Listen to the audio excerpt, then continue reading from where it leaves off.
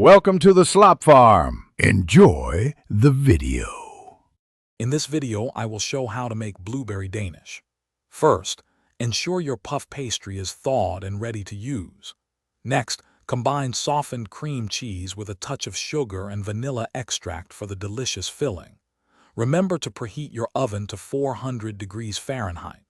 This simple preparation sets the stage for a delightful pastry experience, making it easy for anyone to create a bakery-quality treat at home. Now, let's create that irresistible cream cheese filling. In a small bowl, combine 4 ounces of softened cream cheese with 2 tablespoons of sugar and 1/2 teaspoon of vanilla extract. Mix until smooth and creamy. Next, gently unfold your thawed puff pastry sheet and cut it into 4 equal squares. Place a spoonful of the cream cheese mixture right in the center of each square, leaving a border for folding. With your cream cheese filling in place, it's time for the star of the show, blueberries. Generously scatter fresh blueberries over the cream cheese on each pastry square. Then, gently fold the corners of the pastry over the filling, creating a neat little border.